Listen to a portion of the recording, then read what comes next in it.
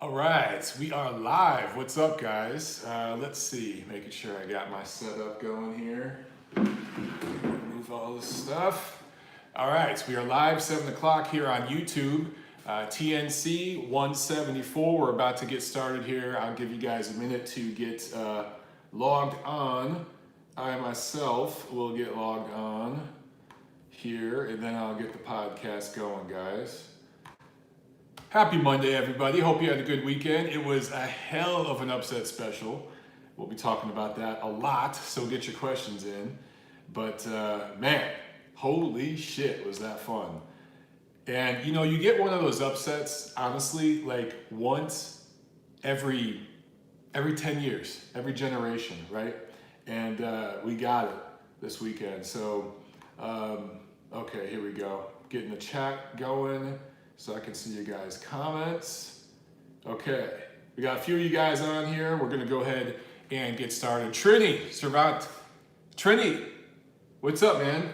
Just saw, okay, Trini Cervantes, saludos, bro. Saludos to you, brother. Thank you so much for the super chat contribution. Guys, if you want to get your questions bumped up to the top, make sure you chime in with a super chat. I don't care if it's 25 cents. You can get bumped up to the top. All right, guys, let's get it started. Welcome back, fight fans, to episode number 174 of The Neutral Corner. I am your host, Michael Montero, for Boxing Monthly Magazine and BoxingMonthly.com. The new issue of Boxing Monthly is out, and I swear we have a curse with our cover. On the cover this month, Anthony Joshua and Deontay Wilder, in an article from Ron Borges about why and how the big fights are not being made. And some of what he talked about in that article is similar to a piece I recently did specifically on the welterweight division, a piece I did for Ring Magazine, why Terrence Crawford and Errol Spence probably won't fight each other for a while. He touched on it in this piece, but of course, the cornerstone of the piece, Anthony Joshua, Deontay Wilder. As soon as this issue drops, holy shit, this fight, Joshua Wilder, blown up, blown to bits by the biggest upset in the last decade at least. And man, this has happened several times on the cover of Boxing Monthly. We put fighters or fights, we've previewed fights on the cover, and the fights have just blown up. So we have a little curse going right now at Boxing Monthly. Joel O in with the super chat. Thank you so much, brother. He also comments, hit the like button, fellas. I agree, hit the like button.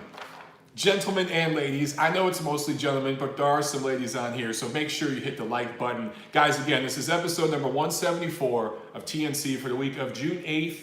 Before I get into news and notes, not a whole lot in news and notes, but a lot to talk about, right? Want to get some quick, just some preliminary stuff here. Of course, we got super chat here on MLB on my channel right now. So anytime you guys want to contribute here on any live video that I do, you can contribute on the spot through super chat. If you prefer to do Patreon, we've got Patreon as well. Every single dime that you guys contribute here on the channel, we put right back into the channel. It makes it bigger, badder, better. So basically you're becoming a part of the team every time that you chip in. We appreciate it, guys. Also, we're going to have a Gennady Golovkin, Steve Rolls fight party this Saturday night. I'm going to be doing a live video commentary, so make sure you guys tune in.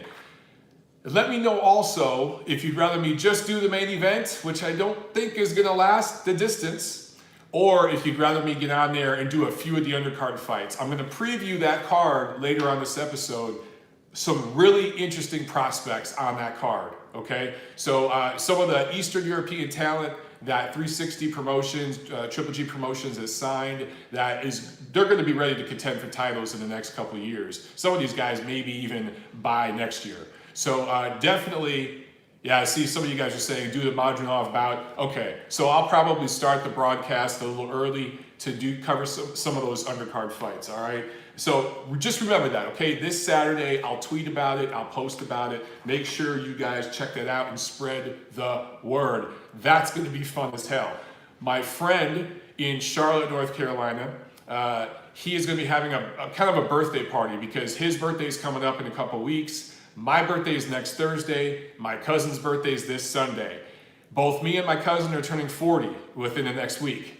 So we're gonna kind of be having this celebration party. They live there in Charlotte. I'm gonna be driving up there from here in Atlanta to go have that party. During that party, we're gonna be watching fights and everything else. I think there's UFC that night as well. They're gonna be showing UFC and boxing. I will be doing live commentary on the boxing. So guys, I just wanna make sure you knew that we were doing that this Saturday. I'd love for you guys to watch those fights along with me, and we'll talk and we'll watch those prospects. And we'll see how Gennady Golovkin looks off this layoff, the new look with trainer Jonathan Banks. It's gonna be fun as hell. And then next week, late next week and into the weekend, I will be in Detroit. So any of you guys in the Detroit area who wanna maybe do a meetup or something, my birthday is next Thursday, June 13th. I'll be downtown hanging out, having some drinks. Maybe we could do a meetup on my birthday. Hey, you only turn 40 once, right? So I gotta go back to my homeland to celebrate my 40th birthday. So that's where I'll be. All right, guys, let's get into news and notes real quick. Again, not a whole lot to cover, but this Sunday, June 9th, in Canastota, New York, the 30th annual International Boxing Hall of Fame induction, so that will be fun. Plu, in with the super chat. Quick question. First, thank you so much for the super chat. And the question he has, think Heyman will allow a rematch? So I assume that you're talking about Ruiz and Joshua. Look, I'll talk more about that later. I'll get more into the details, the nitty-gritty later. As far as I understand it, it's contractually set. So legally, I don't see how Ruiz can get out of it unless he wants to give up all those titles, and I don't think he wants to do that. So pretty damn sure, like 99% sure, we're gonna get Joshua Ruiz next, regardless of what Uncle Al wants. Now, Uncle Al may want to try to pull some strings to get the fight in the United States, as opposed to London, which is where Eddie Hearn says it's gonna be. I'll talk more about that later in the episode. That we could see, but I'm 99% certain, guys, we're gonna get Ruiz Joshua 2 later this fall. And guess what? They're loving it at DAZN. DAZN was the biggest winner this weekend. I'll talk more about that in a little bit too. Yeah, you guys are saying have a fight in Los Angeles. I totally agree. You know, in fairness, Ruiz does have the titles and Uncle Al represents him. If they can get that fight to Los Angeles, I think it's huge. Obviously, they'd sell out a venue like Staples Center or something like that. It's unfortunate that football stadium that they're going to build for the Los Angeles Rams and the Los Angeles Chargers of the NFL, it's not completed yet. If that was completed, Barcareta says Rose Bowl. Now that's a hell of an idea, my friend. Now if Uncle Al can pull something like that, if he can get it here in the US of A, in the Los Angeles area at the Rose Bowl, holy shit. Now we're talking really, really big global type of event. That would be special. I still think it's probably going to London, all right, because it's in the contract, but we shall see. I'll talk more about that later. Okay, so anyway, guys, this Sunday, June 9th, Canastota, New York, International Boxing Hall of Fame inductions. A few of you guys have asked me if I've ever been to the Hall of Fame ceremonies up there. I have not, but now that I'm on the East Coast, that is a 90-minute flight, basically, for me to get up there. Definitely on the bucket list. If I don't get up there next year, it will be within the next few years. Absolutely want to do that. Okay, also, fights coming together. Deontay Wilder and Luis Ortiz. We know that rematch is done. September. It's likely going to pay-per-view. I don't think it belongs there, but that's probably where it's going. Although, with AJ losing, maybe that blows it up a little bit because they were trying to, the Wilder side was trying to earn more money, so they had more negotiating power with the AJ side. But now that he's lost, I don't know, maybe somehow that takes Wilder Ortiz 2 off of pay-per-view. I think it's unlikely. I think it's going to pay-per-view. But anyway, that's done for September. And then of course, if Wilder is successful, he's agreed in principle to do the rematch with Tyson Fury early next year. Now, I'm still hearing that Adam Kovnacki might fall into the mix in between all that. We shall see. I see a few of you guys talking about the Tony Harrison and Jermell Charlo rematch. I was just about to get to that, but since I see you guys commenting, I'll go ahead and note. Apparently Tony Harrison's injured, so that fight is off. The card will move forward, but that fight, I do believe, has been postponed because Tony Harrison is injured. I don't know what to think about it. I don't know if I buy it. I know Tony Harrison wasn't happy about that rematch not being in Detroit.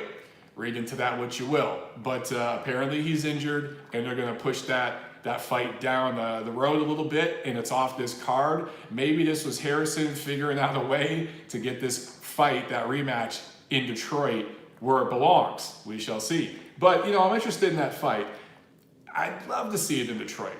I think that's where it belongs, and that's where it should be. JM Superstar chimes in with the Joe Six-Pack comment. Guys, I don't mean anything disrespectful by the Joe Six-Pack comment, which I've been using the last few weeks. I heard it on a podcast somewhere. I had to look it up. It just basically means the average American, the average guy who watches sports, like a casual fan.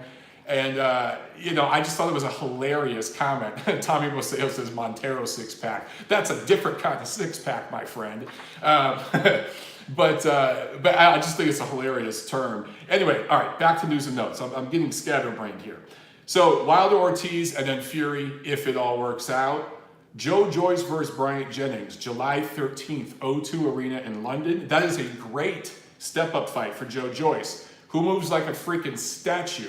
But if he could take some of the experience and power, Jennings does have good, decent power, he might be able to pull this fight out. And if he can win, that's a big statement from him. If Jennings has anything left, he should beat Joe Joyce. So I'm interested in that matchup, man. That is a great, great step-up fight for Joe Joyce. His people must believe in him.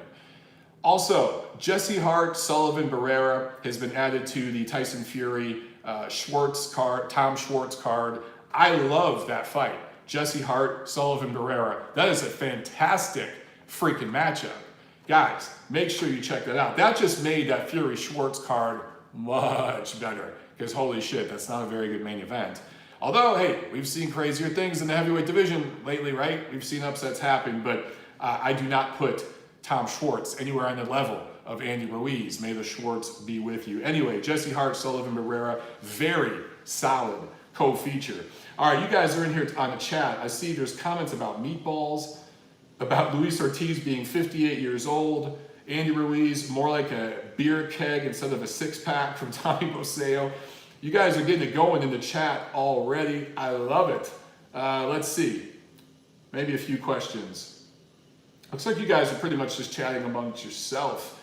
Jack Alter says, Usyk versus Ruiz, LOL. Look, we haven't seen Usyk at heavyweight yet, so let's see how he looks at heavyweight first. But based on everything we know about those two fighters, I think Usyk would box circles around Ruiz. I think Ruiz would have moments, but particularly later in that fight, I'd like Usyk to pull away. I just think he just has too much skill, man. Joel is asking me about Super Chat. He said he heard YouTube take 70% of the money donated. Wow. Okay, well, I will look into that, my friend. I will definitely look into the Super Chat. I set it up here on the channel, but I haven't figured out how they pay me and all that stuff works yet. I have everything set up through Google. I'm a partner with Google, of course. But yeah, the Super Chat thing, I will check into that, because if YouTube has taken any more than 20% of the money, I'm going to turn Super Chat off, because that's bullshit. I will find out for you. Tommy Moseo asks, am I going to get drunk at the Golovkin-Rolls fight party? I'm going to have a few beverages, my friend, because again, we will be celebrating multiple birthdays. I'll be with my boys having some bro time after working on my house for months nonstop. I need a break. And it will be just before I go up to Detroit to officially celebrate my 40th birthday with my friends and family up there. So yeah, I'm gonna be having a few cocktails. You guys might hear me slur my speech a little more than normal Saturday night. It's gonna be fun. Rockstar1996 asks, is it wise for Joshua to go straight into the rematch, or would it be better letting it slip and rebuild as a challenger? You know what? I like him going right into the rematch. There are just some fundamental mistakes he made in this fight that cost him the fight. If you look at the first 2 rounds, he didn't look great, but he won them. And it just fell apart once he hurt Ruiz. You know, the first 2.5 rounds were going according to script. And I'll get more into that later on. But yeah, I think he needs to go right into the rematch. But he does need to make some serious changes. You know, he needs to do some serious soul searching. you guys got to remember, AJ is probably a twice-a-year fighter. So this rematch, it ain't happening till at least, what, September, October, maybe even November. So he's got time to mentally and emotionally get himself together, but more importantly, to physically game plan and prepare. It's going to be a tough negotiation because I know Ruiz's side is going to want to bring it here to USA. Hearn and their side, they have an airtight contract saying, let's go to London. It's going to be up to AJ and Hearn being willing to work with Uncle Al and PBC and forgive that one part of the contract to come over here to America. And maybe that means Uncle Al and their side pay a little more money out, a bigger split out to the AJ side. We'll just have to see. Ozzy A asked, Mike, who would you pick as AJ's new trainer? You know, that's a good question, man. I don't know right now. I've been thinking about that really since the damn knockout Saturday night. And I wonder if, it's going to sound crazy. I just wonder if AJ needs to pick up the phone and call Vladimir Klitschko and say, hey man, can you just come into my camp and work as an advisor? Can you come into camp here and just show me some things, you know, some things that Emmanuel Stewart showed you? Same thing with Lennox Lewis. I know they don't have a good relationship. It's up to AJ to mend that. And he can, you know what I'm saying? But he needs to, that's what I would do if I were him, is pick up the phone and call those guys who have been in a situation like this. Jack Alter asked about Callum Smith versus Triple G. Let's see how Triple G looks at 164 before we start talking about him fighting Callum Smith. By the way, same thing goes for Canelo. Callum Smith, I'll talk about him in the fight review, had a great performance last weekend, right? Definitely is the top guy at 168. So at some point, either Canelo or Golovkin will be fighting him, or maybe both of them will end up fighting him. But of course, we're going to see them fight each other first. All right, quick fight review, and then we'll get back to some questions, guys. Okay, so Friday, I talked about this fight last week in Thailand, Shayaphone Moonsri, or I can't remember. He's got like 5 different aliases. Anyway, he's 53-0 now. So he's still undefeated. He defended his WBC minimum weight title for the 500th time. Has a god-awful resume. Has fought absolutely nobody. And the WBC allows this to continue. It's an absolute joke. And I love talking about him, though, and the TBE thing and trolling and having fun with this guy, because it just, all those people that talk about Floyd Mayweather being the best ever, or Joe Calzaghe being the best ever, or Andre Ward, or whoever else, Sven Ocht being the best ever because they never lost. Those theories are stupid. They're just stupid. And this guy, Shayaphone Moonsri, shows you why. O's don't mean dick in boxing. Saturday, June 1st in Cardiff, Wales. I told you guys about that Lee Eden card picked up by ESPN+. In the main event, Jay Harris, flyweight out of Wales, improved to 16-0 with a unanimous decision over Spanish fighter Angel Moreno, who came in a little heavy at the weigh-in, looked a little sluggish in the fight, but hung tough, lasted the distance. Harris wins the vacant European flyweight title. I guess he's a prospect out of the UK we could keep an eye on. I'm not over the moon excited, but we'll keep an eye on him. In Soboba Casino, San Jacinto, California, TGB Promotions, PBC on FS1. I told you guys about this card. There was like 15 fights. They loaded it. They stacked it with a bunch of prospects. In the main event, Willie Monroe Jr. scores a unanimous decision win over Hugo Centeno Jr. Hugo has now lost 3 of his last 6. However, his 3 losses, Hugo Centeno Jr., are to Willie Monroe, Sulecki, and Charlo. Pretty decent fighters, right? So that tells me that Centeno really only loses when he steps up. And that also tells me that Willie Monroe Jr., remember when Gennady Golovkin beat him and everyone said, Willie Monroe Jr.'s trash, he's a journeyman, as a way to bash Golovkin by beating him. Willie Monroe Jr. has kind of proved himself to be a pretty good fighter. He's not elite, he's just under elite. He only loses, generally speaking, when he steps up. I think he lost to Billy Joe Saunders, to Golovkin. I'm trying to think, he's lost maybe to somebody else earlier on in his career, but he was still a prospect. Pretty good fighter. And again, Gennady Golovkin mopped the floor with this guy. It tells you just how good Golovkin was in his prime. Also on this card, Ivan Redcash scored a KO6 over Devin Alexander, who has now lost 5 of his last 8. Lost 5 of his last 8. And Filipino featherweight prospect Jack Tapora, a southpaw, improved to 23-0 with a shutout win, basically in a 10-rounder. And then the big card in New York, here in the US of A, where, let's start with the undercard before we get to the main event. Joshua Buatsi, a Ghanaian-born, London-based light heavyweight prospect, continues to look good. Improved to 11-0 with 9 knockouts, TKO4 over Marco Antonio Parabon, who is an experienced opponent. And Buatsi owned him and got him out of there. Very impressive win. This is a guy to keep an eye on. A prospect on the card that didn't do so well, Josh Kelly. Now 9-0-1 with a draw against Ray Robinson out of Philly, who I told you guys was a damn good fighter and was going to give Kelly a push. For Robinson, he had a draw with Egidijus Kavaliauskas back in March, and now he just went 10 rounds with Josh Kelly. Some people out there feel that he won 6 rounds of this fight, deserved a close points win, but this ends up being a draw. I myself was okay with the draw, but for Josh Kelly to draw with Ray Robinson in his 10th pro fight, I don't necessarily think that means he's been exposed or he's not someone to keep an eye on. It means he's still a prospect and has work to do. Guys, there's different levels of prospects, right? Some prospects just smash the boxing scene. Guys like Teofimo Lopez, guys like Devin Haney, they fly right into contention pretty fast, right? But most prospects have to build their way up, and they have a couple of close calls.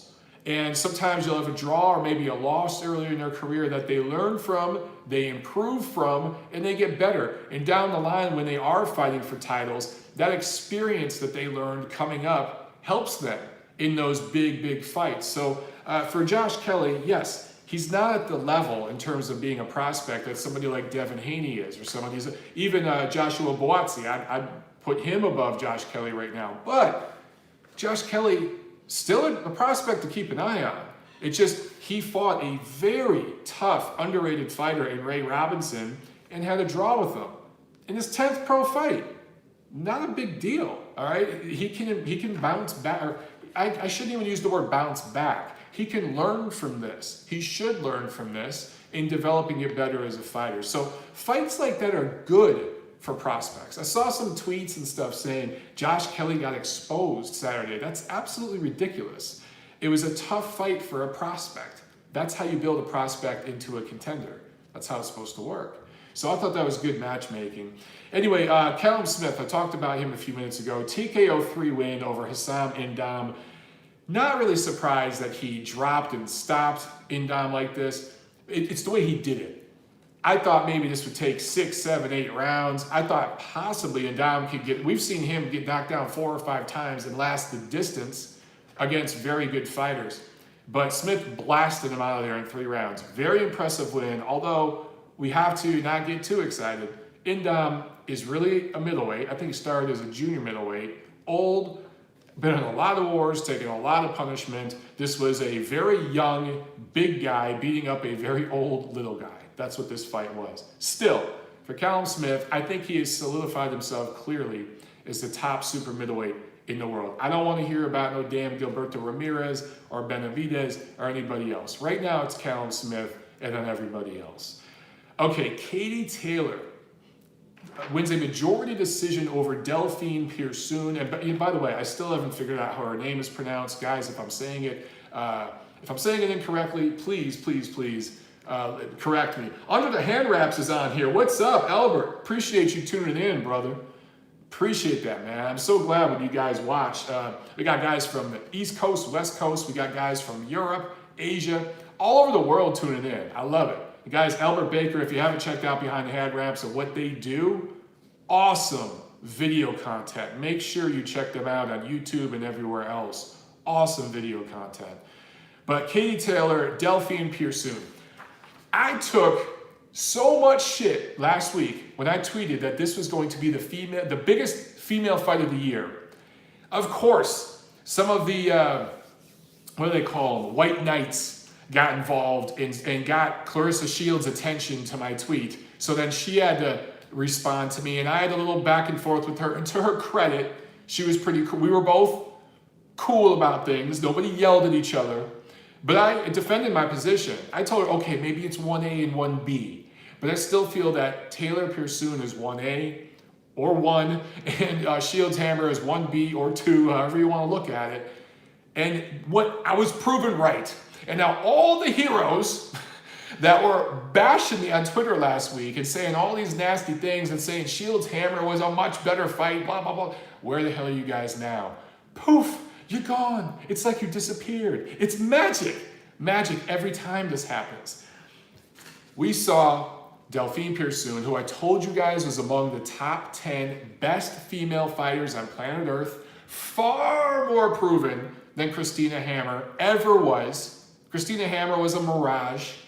And what did we see? We saw her possibly do enough to defeat Katie Taylor and get robbed on the scorecards. Now, a lot of people out there that I know and trust thought that this fight was a draw, okay? A lot of people on both sides of the pond that I respect their scorecards had this fight a draw.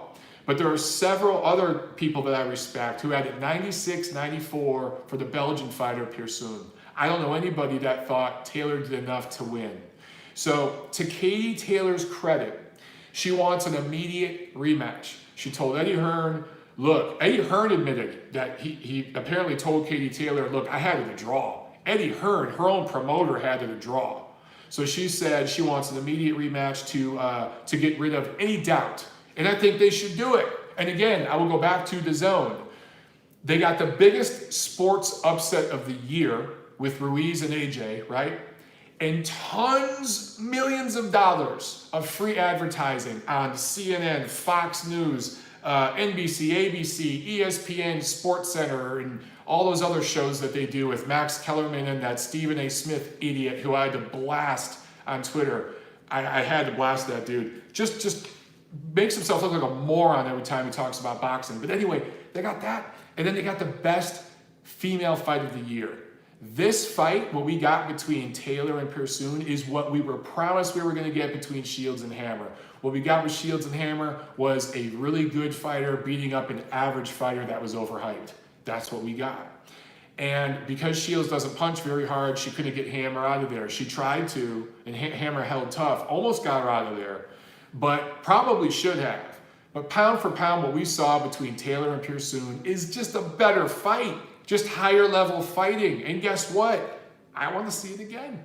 And I know a lot of you guys do, and that's going to help build female boxing even more. And I'm not saying all this to put down Claressa Shields and Christina Hammer. I will say this, they did a hell of a better job promoting their fight than Taylor and Pearsoon did. Katie Taylor has an attitude like Terrence Crawford.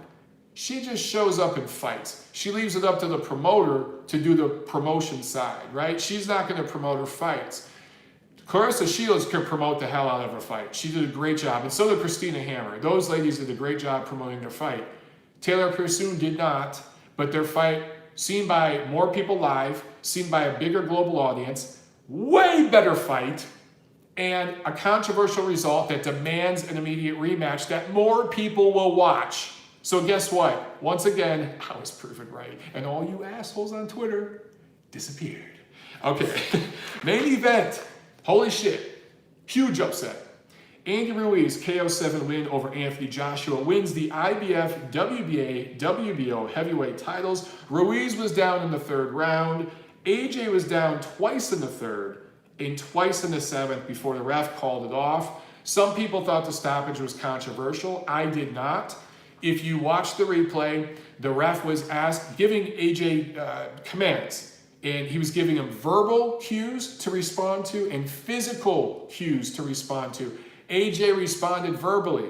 I think he said, yeah, I want to fight on, something to that effect. I'm paraphrasing. He verbally responded, but physically was not responding. He was moving backward, he was wobbly, physically could not respond to the referee's demands.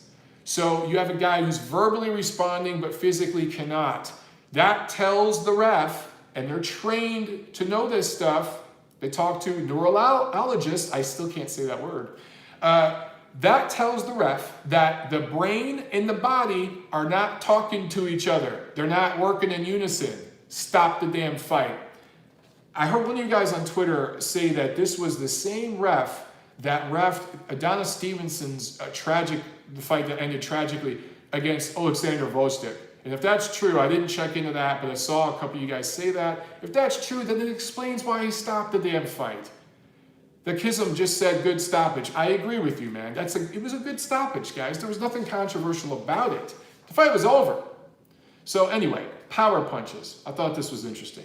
Andy Ruiz, 39 of 119. Not necessarily that accurate, 25%. He was throwing punches from crazy-ass angles, but he threw more and landed more. 39 of 119, and AJ was 23 of 72.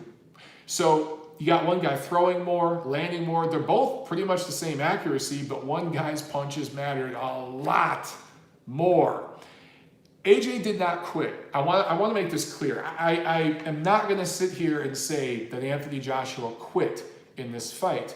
And I tweeted about this too, and some of you guys on Twitter gave me some shit, but I think most of you agreed. I had some tweets this weekend go viral that had thousands of likes and retweets. I did not expect that. But especially my tweet bashing Stephen A. Smith, and really I was only telling the damn truth about him. But several went viral. So a lot of you guys, some of you guys always hate me and disagree, but a lot of you agreed with my assessment on this. Anthony Joshua was concussed. He was hurt. His body and mind were not, his body and brain were not working in unison. Again, he can respond verbally to the ref's demands, but not physically, okay? To say he quit, that's bullshit. You don't get dropped 4 times in a fight and get up 4 times and quit. That's ridiculous, okay? And I think a lot of the people saying that are sofa tough guys, internet tough guys who've probably never put on some headgear, put on some gloves, threw in a mouthpiece, and got in the ring and sparred. Because if you have sparred, you know how it feels to get hurt and what it takes to rebound and recover from that, just to get up off the canvas. If you're tired and you and another dude get tangled up and you fall down because both your legs are a little shot, just getting up after, maybe 6, 7, 8 rounds of sparring, that's hard, man. This dude got up 4 times, okay? So Alexander says his corner should have stopped it. You know what? That's a pretty good comment too. AJ's corner could have stopped it to save him the embarrassment. But I thought the ref did the right thing. I do not think AJ quit. And so I had a radio spot that I did on SB Nation radio last night on the Dave Smith show. I love Dave. He brings me on all the time on his show, and we always have good chats, so make sure you guys check that out. Also had the media reaction video. Some of the things I said in that video I've rethought over the last 48 hours, and I've smoothed out my opinions. But for the most part, guys, go back and watch those videos. And then here we are today, Monday night. I just feel that this isn't necessarily the end for Anthony Joshua. It might be. This might be it. We might find out that he's just not as good as we thought he was, or many people thought he was. But the people calling him the next Frank Bruno, guys, he's already accomplished more than Frank Bruno ever did. He accomplished more than Frank Bruno ever did when he beat Vladimir Klitschko. But even before that. So you can't call him the next Frank Bruno. You can't call him, I've heard so many different names comparing this guy to people like that. It's really unfair. And the age that we live in with social media, the 24-hour news cycle, everything gets exaggerated in sports. It's not just boxing. It's all sports, all news media, cable news, everything gets exaggerated. When Deontay Wilder knocked out Dominic Breazeale a couple weeks ago, there were people saying that was the best right hand in heavyweight history, the best knockout they've seen in 25 years, just shit like that. It's so ridiculous. We've seen better knockouts in a pound for pound sense within the last 12 months than Wilder Breazeale, right? So people just always fly off the handle and exaggerate things. Shit will calm down with this AJ thing. I don't think he's over. I think that here's my assessment of actually how he fought. He fought stupid. Not only did he stand in front of Ortiz like a statue with 0 head movement, he gave up his distance, he gave up his range, his height, his length, every single physical gift or physical advantage that he had over Ruiz. Once he hurt him in the 3rd round with a great left hook, He just gave all those things up and started lunging in with his chin up in the air. Fundamentals flew out the window. And I understand, he got clipped with a shot on the temple. It took his equilibrium. He just could not recover. It just seemed his legs never quite got back. I think also mentally and emotionally, he started to freak out. I think he started to panic and think about the Klitschko fight a little bit, like, holy shit, this is happening again. Oh my God, this guy isn't 40 years old and taking his time. He's on my ass. This guy's throwing punches from every damn angle. It's not just jabs and right hands. Holy shit. And I think it was a combination of things. But I really feel that if he fought smart in the rematch and just stuck behind a jab and jabbed Ruiz's head off all night, he could make the fight pretty easy for himself. CJ Duncan says, armchair champs. Exactly, brother. Exactly. Armchair champs. I love that. It sounds like the name of a shitty rock band or something. I'm sure out there's some garage band named Armchair Champs. But, dude, he can come back from this and he can make the rematch easy. But he needs to get the hell out of his current camp. Apparently, he was training in Miami for this fight. My boys, Kenny Keith and Vince Cummings over at the Boxing Rant, that podcast, I listened to that this morning. And they were talking about Anthony Joshua's Instagram account, his social media accounts, that it looks like an Instagram model. It looks like one of these chicks that like works out and does close-ups of her, her tits and her ass while she's, doing squats and shit. Because, it's about showing proper form. It's not about showing the curvature of her ass to get sponsors. Of course not. But that is how AJ's shit looked. And who just said Joe Sixpack the band? Johnny Boy said Joe Sixpack the band. All right, that's the comment of the night. Johnny Boy wins it. That was awesome, dude. You hit me off guard with that. Okay, I just lost my train of thought. That was hilarious. Yes, so I looked at AJ's Instagram profile, and it really does look like an Instagram model. It's pictures of him with his shirt off, smiling, trying to look sexy for the ladies. You know what I'm saying? Wearing a suit, looking all fresh. Or, traveling to Dubai, hitting mitts on the roof of a mountain somewhere. I don't know. It does not look like a diehard, grimy, boxing fighters fight account. I look at other fighters' Instagram, and they're in a dimly lit, dark, sweaty, shitty looking gym. And I'm like, yeah, I know what that shit's about. That's my favorite place to work out.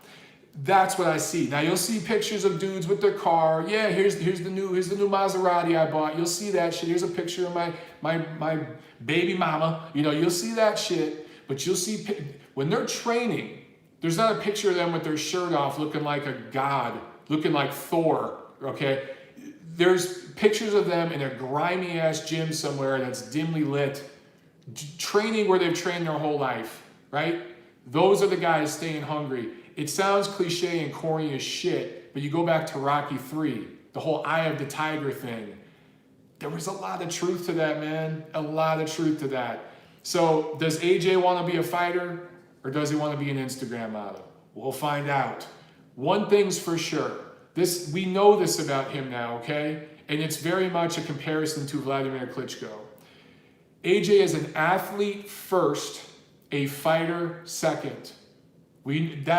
Can't deny it anymore. The way he responds, the way that he trains and reacts to things. Andy Ruiz is a fighter. I wouldn't even call Andy Ruiz an athlete at all. He's just a fighter. A fighter will beat an athlete if an athlete isn't fully prepared. An athlete has to be fully prepared, fully focused, and fight a great, smart, intelligent game plan, or the fighter is going to beat him. Vladimir Klitschko learned that a few times early in his career. He made adjustments, and he owned the division for a year. There are still people out there that bash the shit out of the guy. I don't understand. Seeing where Anthony Joshua is today and what he just went through should make you appreciate guys like Vladimir Klitschko and Lennox Lewis and others who have been able to rebound from that and turn themselves into Hall of Famers. It should make your respect for them triple instantly. If you don't respect Vladimir Klitschko now, after seeing what AJ's going through, dude, guys, Klitschko was this low. He was lower than where AJ is right now, and he came back to own the division for a decade. That's impressive shit.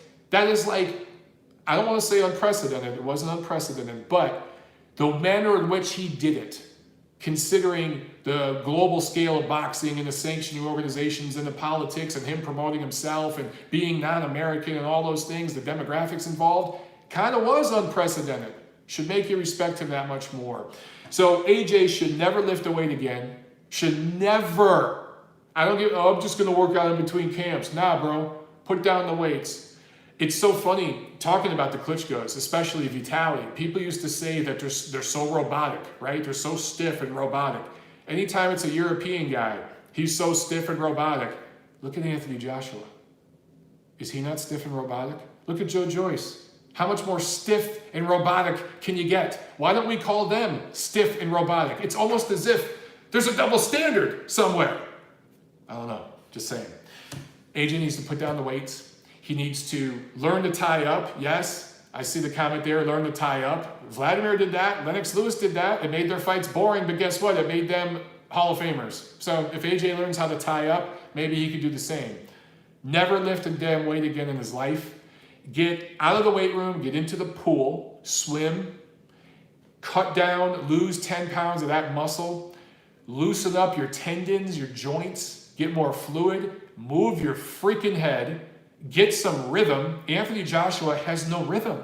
I thought this guy's ancestry is from Nigeria. I thought people from that part of Africa are supposed to have rhythm. Where's the rhythm, bro?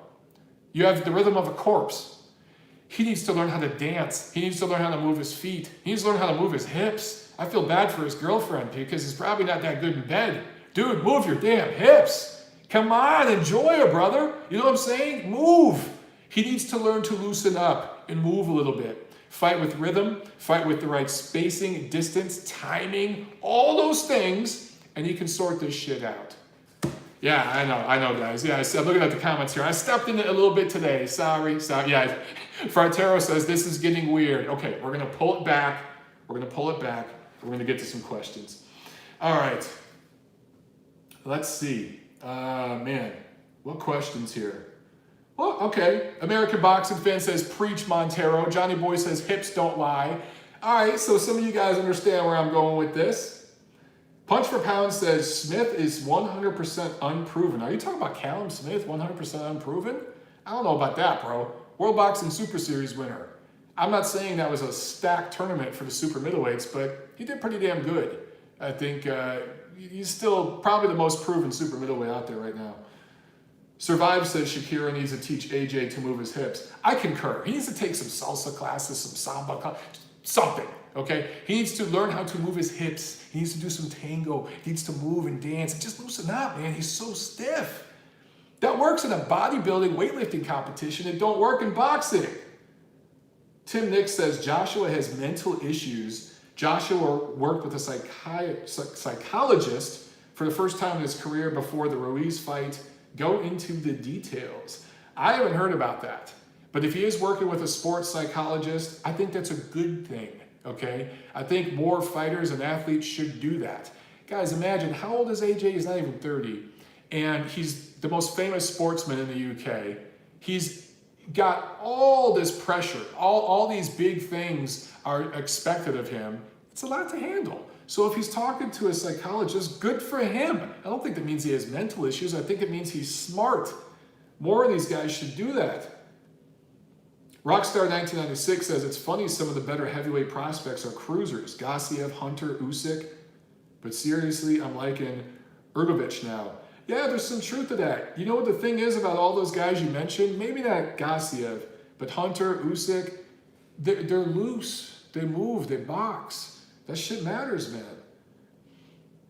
Okay, John Yen says Eddie Hearn will be desperate to get those 3 heavyweight titles back to DAZN since he just signed 10 heavyweights. Gassiev, Hunter, Usyk. Yeah, you know, of course. I mean, if you were representing Anthony Joshua, wouldn't you be desperate to get his titles back? I mean, that's anybody, man. I definitely think they want to get those titles back, but you know, they can't just jump into it thinking, this time we'll just, you know, be in better shape. No, you got to make serious changes in camp. You got to make some different preparations. And look, Ruiz was a last-second replacement. The odds were 11-1. I think it's pretty obvious that AJ took the fight a little lightly, came in. All he was talking about all fight week was Deontay Wilder. That's all he talked about all during fight week was Deontay Wilder, right? Clearly he wasn't paying attention to Ruiz. Well, guess what? Ruiz got his damn attention now.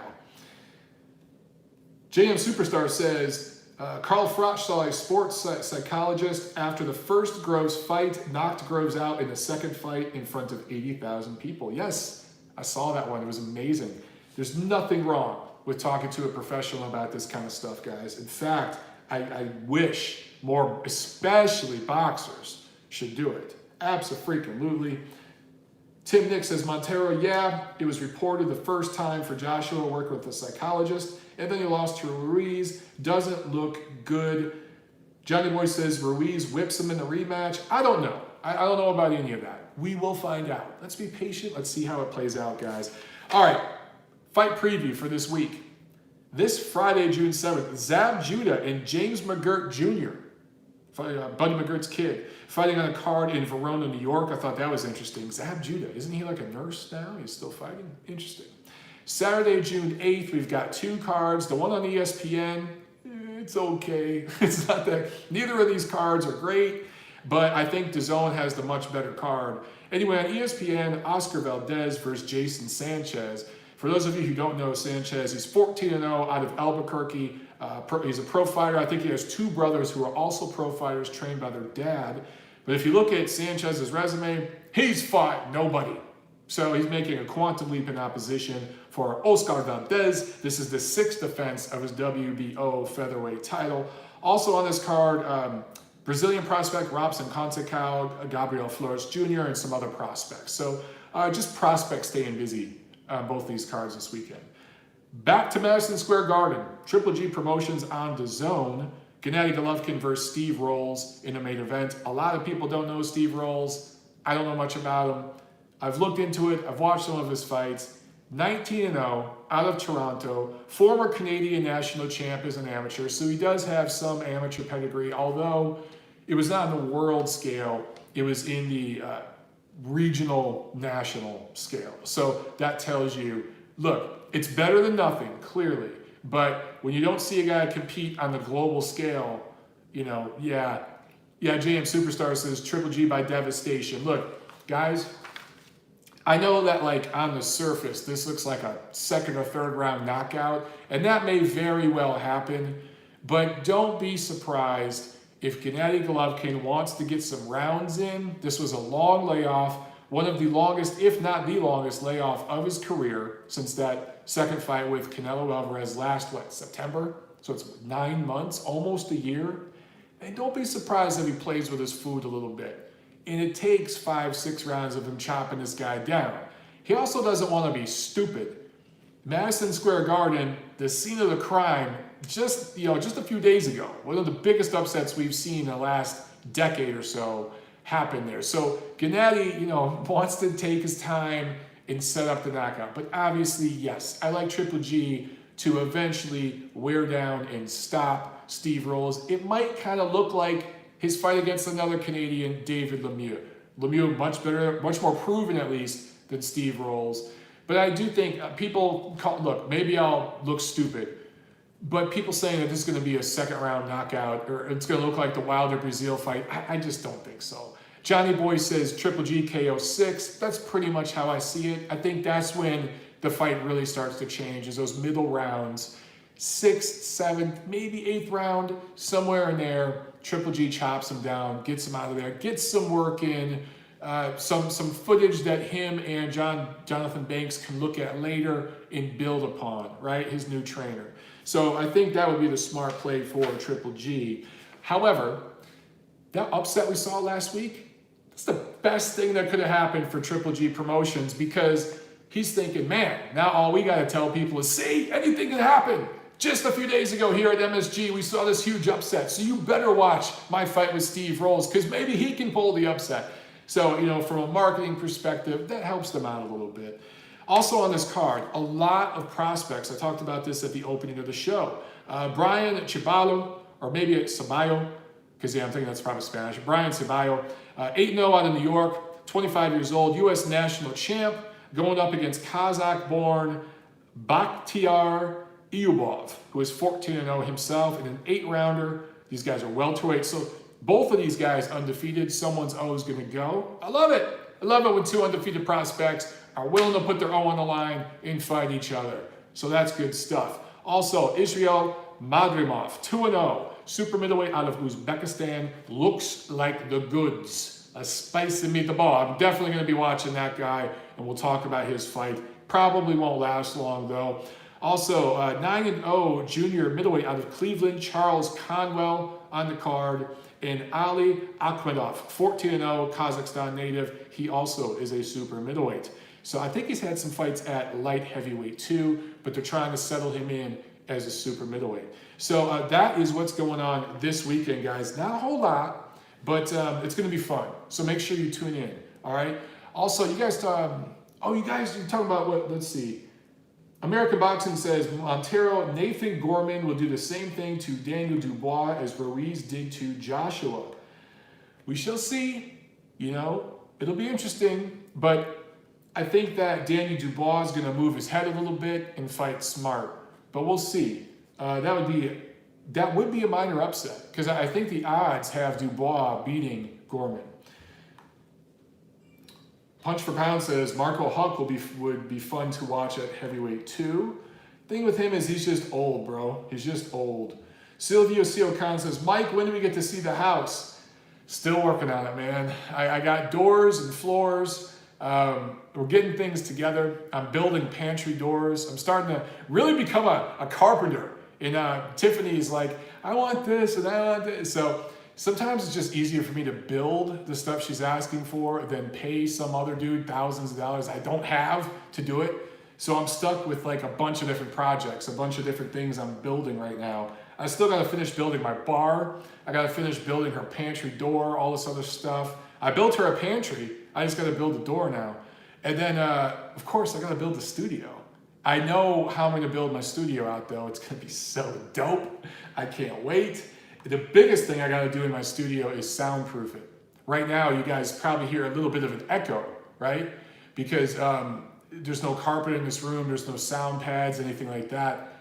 When I get the studio hooked up, I'm going to have soundproofing. Even in the ceiling, I'm going to have soundproofing.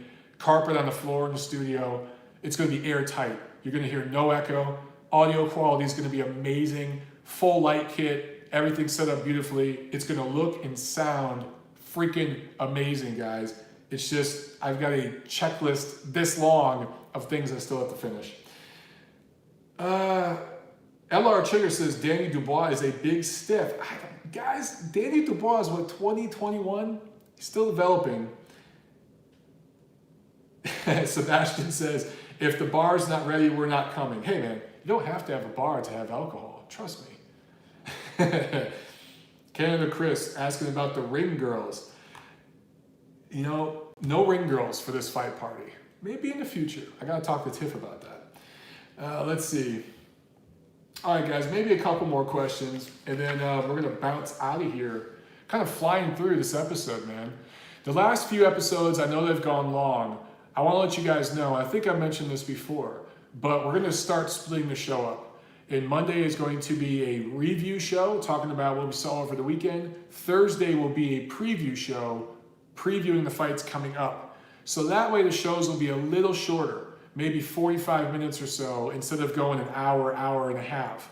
Now, once I add the call-in feature, and you guys can call, and I'll have guests calling in, well, then maybe some of the episodes will continue to go a little bit long. But that's what we want to do. We want to break it up into a review and preview segment.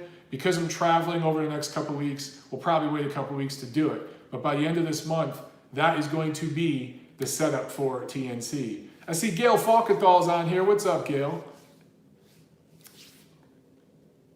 All right.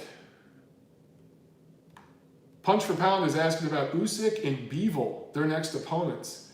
I don't know. I do not know. Dimitri Bivol, I don't know I know he was talking about going down to super middleweight. Not sure if he's doing that or not.